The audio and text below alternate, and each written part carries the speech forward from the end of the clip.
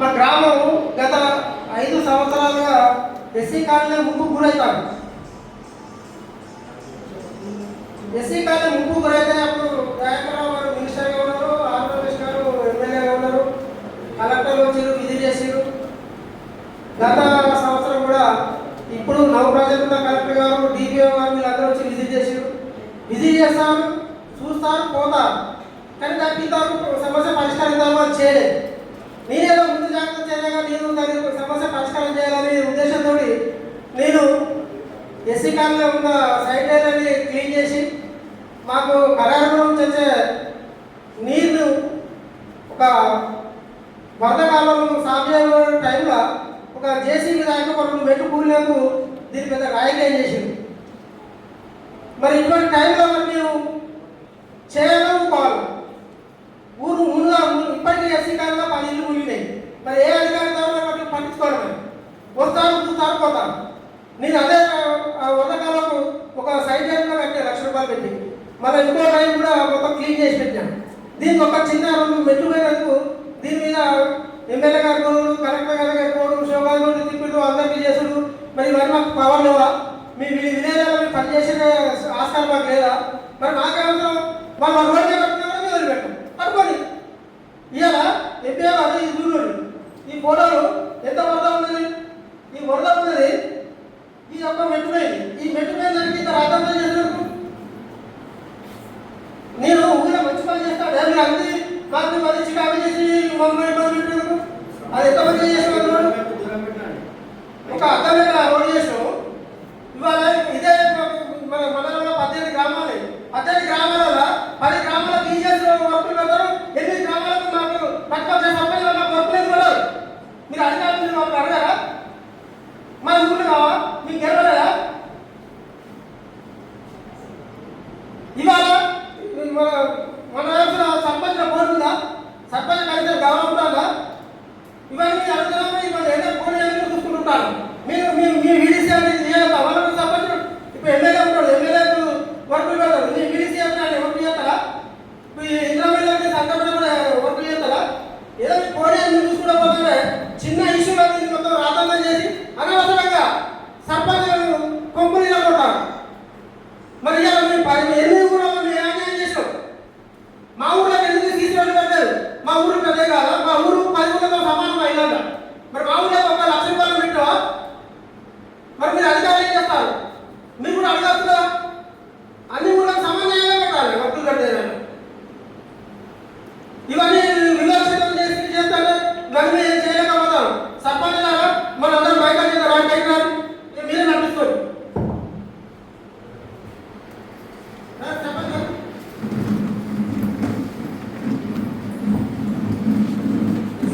Sir వినండి sir explanation.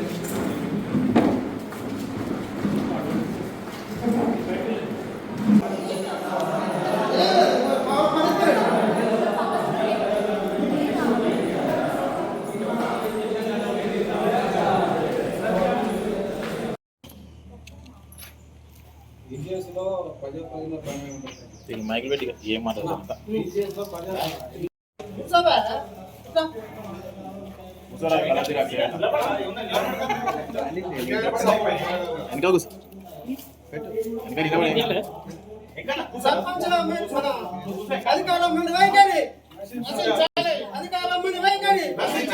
అన్ని గ్రామాలను సమానంగా చూడాలి.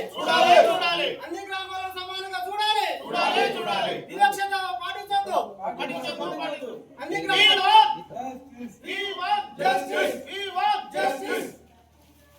వెంటనే విడుదల చేయాలి. ఈజీఎస్ నిధులను అన్ని గ్రామాలకు సమానంగా పంచాలి.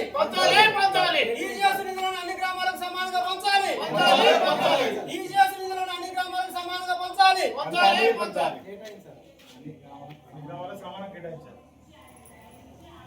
మీరు సర్పంచ్ల అధికారం వైఖరి అధికారం వైఖరి అన్ని గ్రామాలను సమానంగా చూడాలి. అన్ని గ్రామాలను సమానంగా చూడాలి. వివక్షత పాటించొద్దు. అన్ని గ్రామాలు రాష్ట్ర ప్రభుత్వం సర్పంచ్ నిధులను వెంటనే సమానంగా పంచాలి. ఈజీఎస్ నిధులను అన్ని గ్రామాలకు సమానంగా పంచాలి.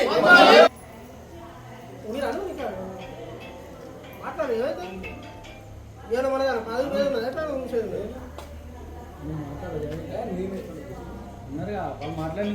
మాట్లాడే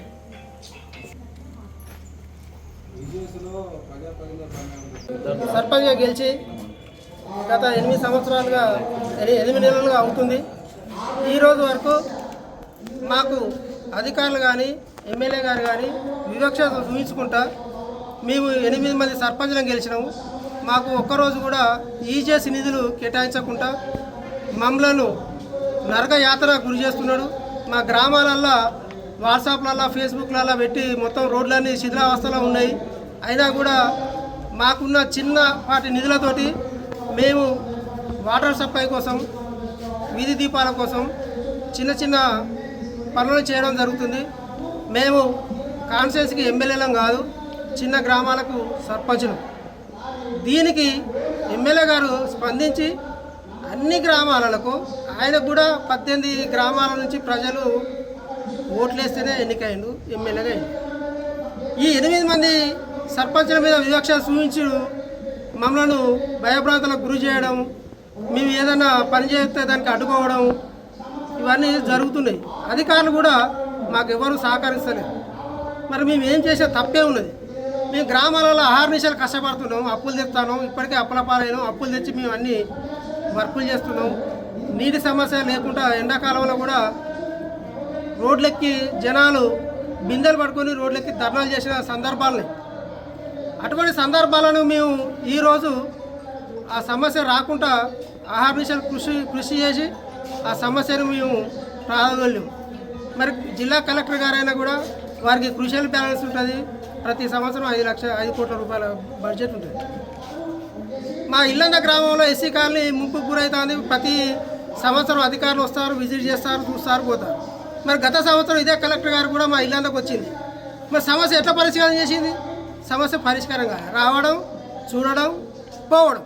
మళ్ళీ వర్షాకాలం స్టార్ట్ అయింది. మేము గ్రామాలలో సర్పంచ్గా ఉన్నాం. మేము చేసే పనులకు మాకు అడ్డు రాకండి. చిన్న చిన్న పొరపాట్లు ఉంటే మాకు కొద్దిగా మాకు చెప్పండి.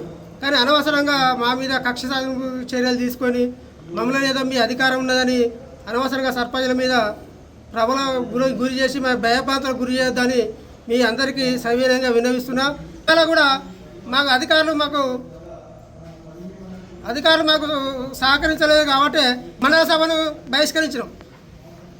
ఏమో అధికారులు చెప్తారు కానీ ఆచరణకు వచ్చేసరికి ఏం పనులు అవుతాయి. మరి మీటింగ్ పెట్టేందుకు, వాళ్ళు చెప్పేది ఎందుకు, మా విలేజ్లోకి వచ్చాక పనులు కాకుండా ఉండేది ఎందుకు? ఇవాళ